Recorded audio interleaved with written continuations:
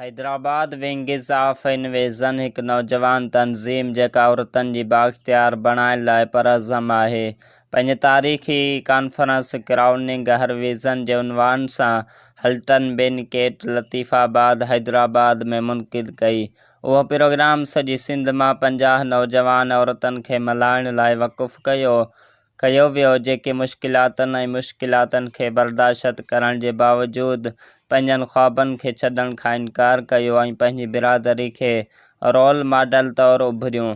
Wings of इनवेज़न पारां crowning हर vision conference तक़रीबन 300 शिरकत कंदड़नि खे गॾु कयो वियो, जंहिं सां ॻाल्हि ॿोल ग़ौर ऐं सुञाणप लाइ हिकु मुस्तहरिक प्लेटफॉर्म पैदा थियो। कॉन्फ्रेंस में सोच खे उभारींदड़ पैनल बहसुनि जो हिकु सिलसिलो पेश कयो वियो। हिकु सेशन जंहिंजो मौज़ू छोकिरियुनि जी रोशन मुस्तक़बिल लाइ मौक़नि खे खोलणु हो डॉक्टर किरतुल-इन ऐं मैडम बेनज़ीर शेख खे गॾु कयो, जिन पंहिंजी ज़िंदगी जा तजुर्बा शेयर कया ऐं हक़ीक़ी कामयाबी हासिलु करण लाइ आराम वारे इलाइक़नि खां ॿाहिरि क़दम रखण जी अहमियत ते ज़ोर ॾिनो। कंहिं बि बामाना कम खे हासिलु करण लाइ आराम खां अॻिते वधण ऐं चैलेंज खे क़बूल करण लाइ तयारु हुजणु घुरिजे। उन्हनि नोट कयो हिकु ॿियो ताक़तवर सेशन खानसा वसीम ऐं संदसि साथी माहिरनि जी अॻुवाणी में थियो, जॾहिं त साइबर सिक्योरिटी ऐं औरतुनि जी हिफ़ाज़त ते हिकु वक़फ़ बेस में अहम मुआसिर मसइलनि खे उजागर कयो वियो। हू सेशन में उन्हनि ऑनलाइन ख़तरनि बाबति आगाही ॾिनी, जॾहिं त मैडम मारवी अवाण ऐं डॉक्टर परवीन चुनार हरासानी जी रोकथाम ते दिलचस्प तक़रीरूं कयूं। नौजवान औरतुनि खे डिजिटल दौर खे महफ़ूज़ तरीक़े सां नेविगेट करण लाइ इल्म ऐं लिचक सां लैस कयो। इंटरएक्टिव सेगमेंट दौरान गुफ़रान सुमरो सामीन सां सिधो संओं राबितो कयो, सवालनि जा जवाब ॾिना ऐं दिलि जे गहराइनि सां तरग़ीब ॾिनी। हिन रोज़ हिन ज़ोर ॾिनो त समाज खे न रुॻो धीअरुनि जी परवरिश ते पर पुटनि जी इख़्लाक़ी तरबियत ते बि ध्यानु ॾियणु घुरिजे। हिकु छोकिरो जेको पंहिंजी भेण जी हिफ़ाज़त करे थो, उनखे हर ॿी छोकिरी लाइ इज़त ऐं एहतराम जो साॻियो अहसासु रखणु घुरिजे। हुन चयो, रफ़्तार में इज़ाफ़ो कंदे मैडम रदा ज़हरा टालपुर ऐं एडवोकेट रिहाना गुजर छोकिरियुनि खे अॻिते वधण लाइ वधीक जुरतमंद क़दम खणण जी तरग़ीब ॾिनी, जॾहिं त मैडम आरफा भुट्टो ॿाहिरिएं मुल्क में तालीमी हासिलात जी पंहिंजी ज़ाती सफ़र खे शेयर कयो। पंहिंजनि तजुर्बनि ते ॿुधल हुन ख़्वाहिशमंद शागिर्दनि खे परॾेही स्कॉलरशिप ताईं रसाई हासिलु करण जी हिदायत कई ऐं क़यादत खे शिकल ॾियण ऐं अकुफ़ खे वसी करण में बैनुल अक़वामी तालीम जी तब्दीली वारी ताक़त ते ज़ोर ॾिनो। माहौल खे मालामाल करण लाइ राज हसनानी हिकु मुराक़बी ऐं इंटरएक्टिव सरगर्मी जी अॻुवाणी कई, जंहिं गॾिजाणी में परसुकून ग़ौर ऐं मुस्बित तवानाई जा लम्हा आंदा। विंगज़ ऑफ इनवेज़न जे बानी सैयद मोहम्मद फैज़ पिणु सामीन खे ख़िताबु कयो। तनज़ीम जे पोयां विज़न शेयर कयो। हिन वज़ाहत कई त विंगज़ ऑफ इनवेज़न हिकु मशीन तहत मुख़्तलिफ़ ख़्वाबनि खे मुतहिद करण लाइ ठाहियो वियो हो, चैलेंजनि खे मौक़नि ऐं उमेदनि खे कामयाबियुनि में तब्दील करण, नौजवाननि खे तरक़ी लाइ हिकु गॾियल विज़न पेश करण। कॉन्फ्रेंस मोअज़्ज़िज़ महिमान अयाज़ लतीफ़ अली जो जी मौजूदगी सां पंहिंजे जज़्बाती चोटी ते पहुती, जंहिं हिकु मुतासिर कंदड़ अहम तक़रीर कई।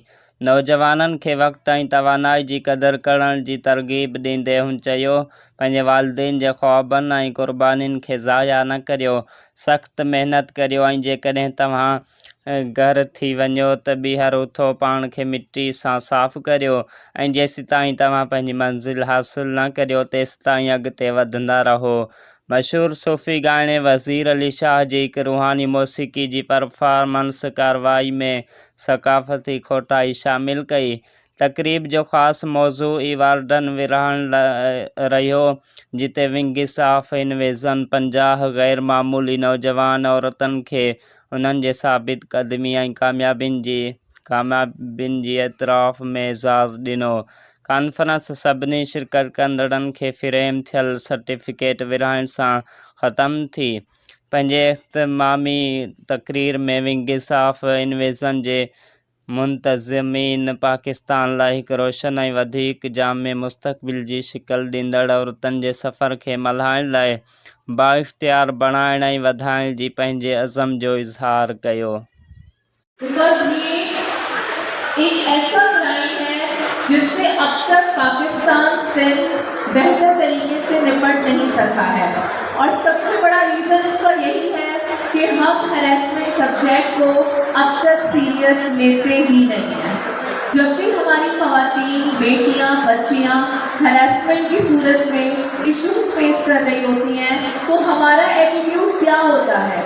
उन बच्चियों की पढ़ाई रोक देना, उनसे मोबाइल फ़ोन ले लेना, उन बच्चियों को उनकी जो अपॉर्चुनिटीज़ हैं आगे बढ़ने की वो उनसे छीन लेना, मगर उस हैरेसर का हाथ कोई नहीं रोकता है, उस हैरेसर के लफ्ज़ अल्फाज कोई नहीं रोकता है। जब भी बेटी, बच्ची और ख़वातीन हमारे माशरे में शिकायत दर्ज करने के बारे में सोचती हैं तो उनको हमारा माशरा डिस्करेज कर रहा होता है कि अगर आपको हरास किया गया या ऐसी कोई बात हुई तो सबूत कहाँ है, और अगर हरास किया गया तो उससे तुम्हारी कोई गलती होगी। तो जब तक हम अपनी रिस्पॉन्सिबिलिटी नहीं समझेंगे ये कवानीन हमारे काम नहीं आ सकेंगे। जब तक हम ये नहीं समझेंगे, मैं जब भी यूनिवर्सिटीज़ में बात कर रही होती हूँ यूथ के साथ, मैं उनसे कहती हूँ कि हैरेसमेंट शुरू कहाँ से हुई? जब 4 लोग खड़े थे और एक बच्ची साइड से गुजर रही थी और उन 4 स्टूडेंट्स में से किसी एक ने हरास किया या बुली किया या कोई ऐसे अल्फाज इस्तेमाल किए, लेकिन उन 3 स्टूडेंट साथियों ने उनको रोका नहीं। उन 3 स्टूडेंट साथियों ने अपनी रिस्पॉन्सिबिलिटी फील नहीं की कि ये हमारी कुलीग है, हमारी यूनिवर्सिटी है, हमारे दोस्त हैं, अगर इस तरह की कोई बात कर रहे हैं तो हमें उनको रोकना चाहिए या मना करना चाहिए। हमेशा जब भी हम हैरेसमेंट और इस तरह के सीरियस क्राइम्स की बात करते हैं, हम हमेशा सबसे पहले ये बात करते हैं कि उस वक्त उस चीज़ को कंट्रोल कैसे किया जाए। जब तक हम इन चीज़ों को समझेंगे नहीं, हम अक्सर इस तरह के एड्स मैंने देखे हैं जिनमें आपकी वो रियलाइजेशन पे होता है कि जी कुछ लोग थे उनको हरास करने की आदत थी, एक दफ़ा पता चला उनमें से ही किसी के घर की फीमेल गुजर रही थी और वो हरकतें कर रहे थे।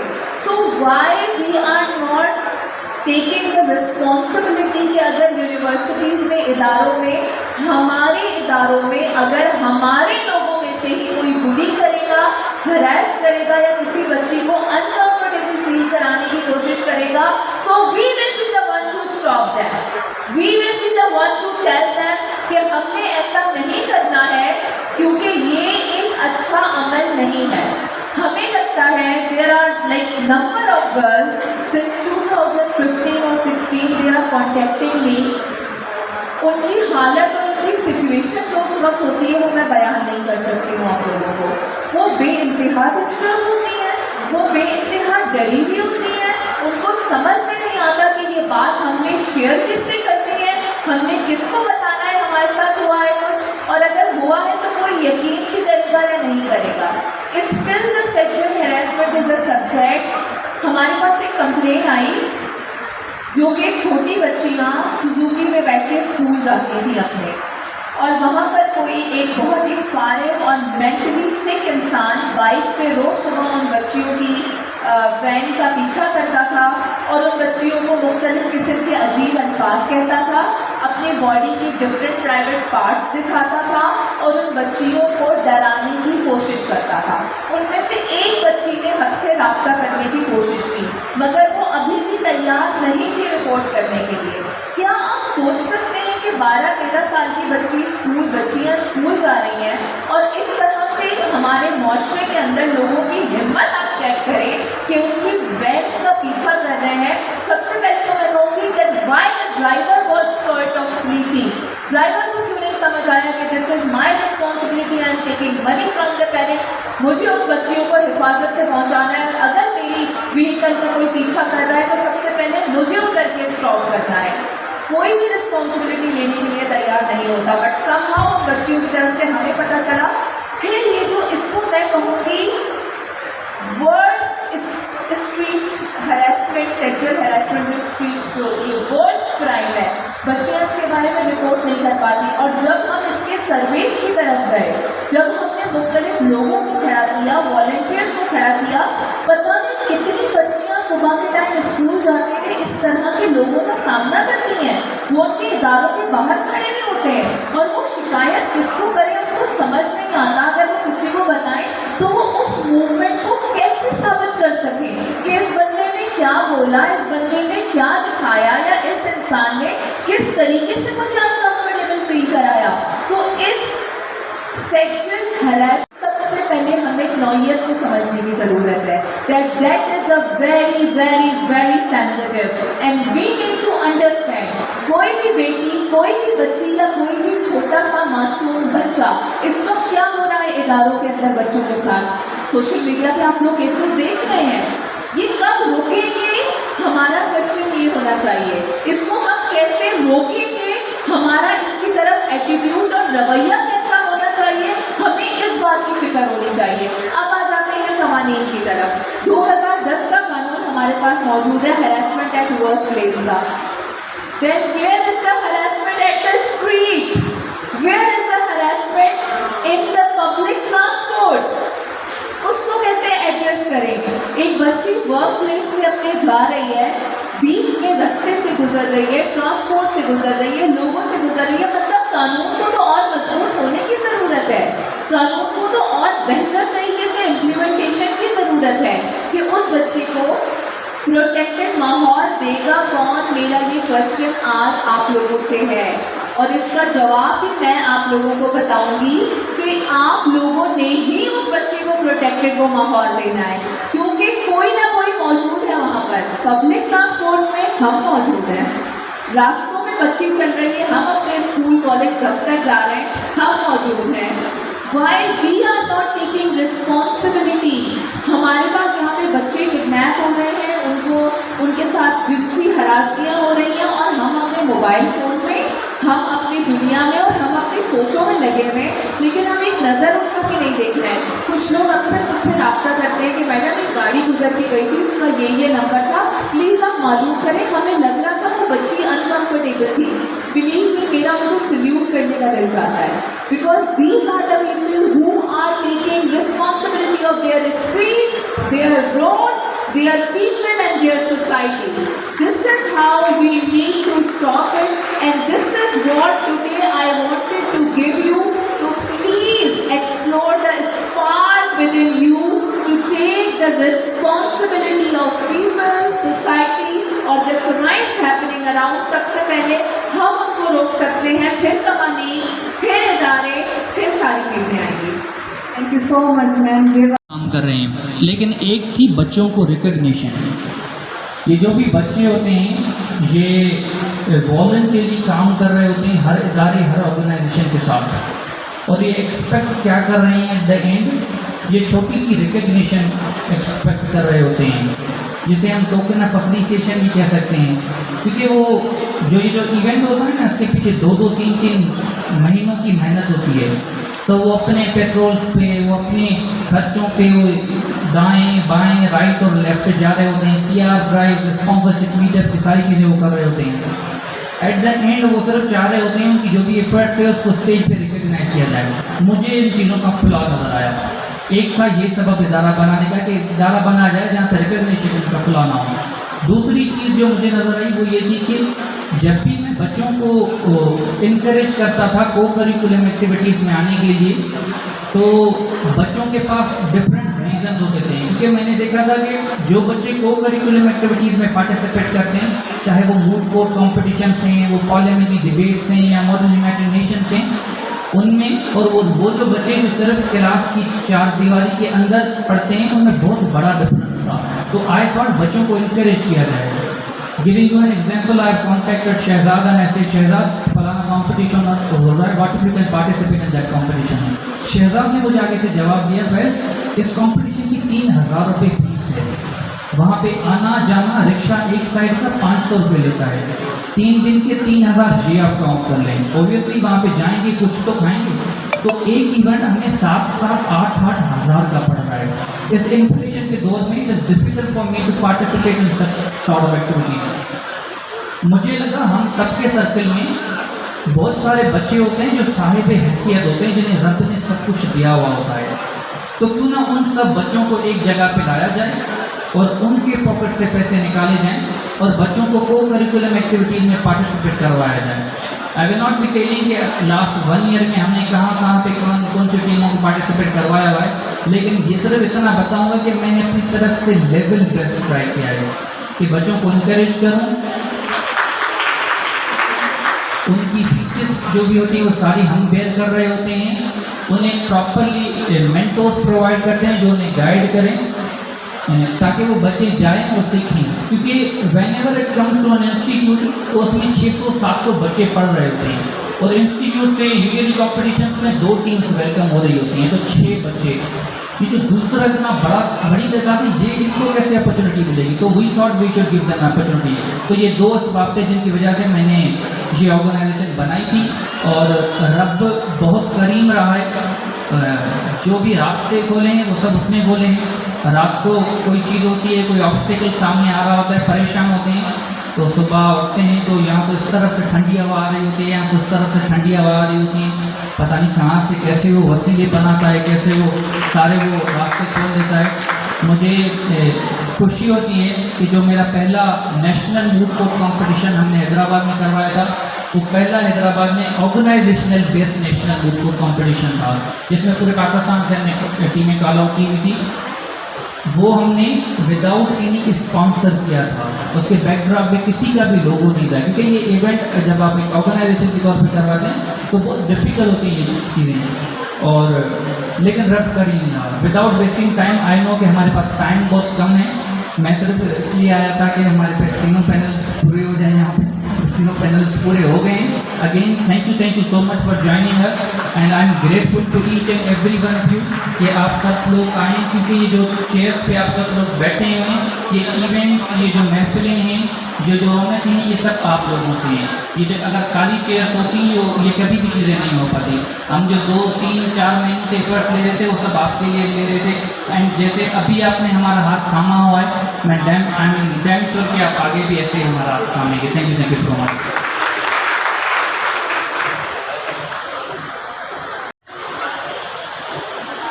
भाई जब मैं घोटकी और सखर में सेशन करती थी तो वहाँ के जवान बहुत एक्साइटेड होते थे।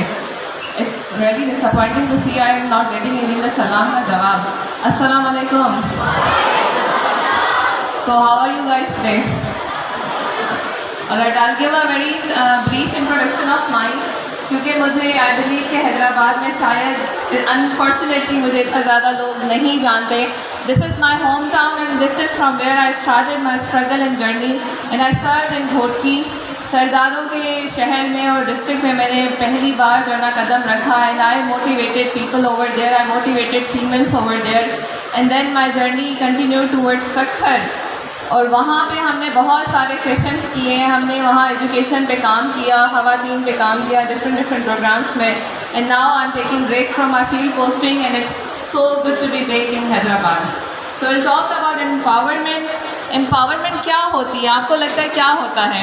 ये मैंने कहीं और भी डिस्कस किया था and that I discussed in Ghotki कि empowerment is not about doing job. आपको नौकरी हो और आप कहें कि भाई मैं एम्पावर हूँ, आपकी मोबिलिटी हो, आप कहती हैं मैं एम्पावर हूँ, लेकिन आप जो कमा रहे हैं अगर वो पैसा आपके पास नहीं है, you are not there to make the decisions of your family, तो फिर आप एम्पावर नहीं हो सकती। हमारे यहाँ पाकिस्तान में ये कॉन्सेप्ट है कि भाई नौकरी कर ली, पता नहीं कितनी ख़वातीन कर रही हैं तो वो एम्पावर हो जाती हैं, लेकिन अगर आप रियलिटी में देखें तो उनमें से 50% ऐसी ख़वातीन हैं जो अपने कोई लाइफ के डिसीजंस ही नहीं ले सकती, because they are fully contributing every single penny that they are earning in their household doors. तो जब आप घर में सारी चीज़ें खर्च कर रहे हैं और आपके पास ये चॉइस नहीं है कि क्या आप वो पैसे अपने आप पे खर्च कर सकते हैं, यानी फाइनेंशियल लिटरेसी ही फीमेल्स में नहीं होगी, तो I don't believe that is empowerment. तो हम जब इस किस्म के सेशंस करते थे तो मैं हमेशा जो मैंने बहुत रूरल में जाके इस किस्म के सेशंस किए थे सरसों वालों के साथ, और मैंने वहाँ पे फीमेल्स को कहा कि देखिए आपको अगर बिजनेस के पैसे दिए हैं, वहाँ पे लोन्स के हमने प्रोग्राम्स इंट्रोड्यूस कराए थे, तो आपके जो लोन के पैसे हैं अगर आप उन पैसों में से अपने आप पे कुछ भी खर्च नहीं कर रही हैं, जो आपको बिजनेस से इनकम आ रही है, तो आप अपने आप को एम्पावर समझें ही ना, क्योंकि आप तब एम्पावर होंगी जब आप अगर 5,000 कमा रहे हैं तो उसमें से at least 1,000 should be yours. Because जैसे मर्दों को एक बार ही जिंदगी में, हाँ आपके पास जिम्मेदारियां हैं, घर के काम हैं, बच्चे हैं, लेकिन where is your own life? आप अपनी लाइफ कहाँ जी रही हैं भाई? आपकी भी ज़िंदगी मर्द के साथ के हस्बैंड के साथ साथ ही गुजर रही है ना, जितनी उसकी ख़त्म हो रही है उससे डबल आपकी ख़त्म हो रही है। आपके लिए वो एक एग्जाम्पल बनती है। कोई भी काम इतना इजी नहीं होता जब तक कि आप डिटरमिन ना हो। आपका डिटरमिन होना बहुत मैटर करता है। और फर्स्ट करें अभी आजकल हमारे यहाँ आपने देखे पानी देखते ना, आप सैलाब देख रहे हैं, आप सैलाब ने हर हाल में वहां पहुंचना है जो उसकी मंजिल है। उसने रास्ते में नहीं देखना घर आ रहे हैं, दरख्त आ रहे हैं या रुकावटें आ रही हैं, उसने अल्लाह पाक के हुक्म से उसने वहां पहुंचना है। तो क्या म्यूजिक चलेगा?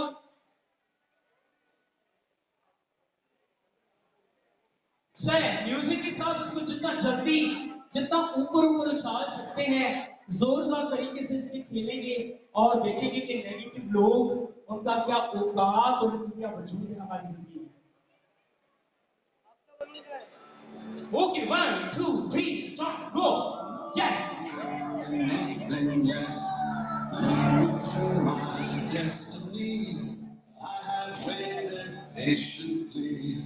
जोर से ऊपर, जोर से।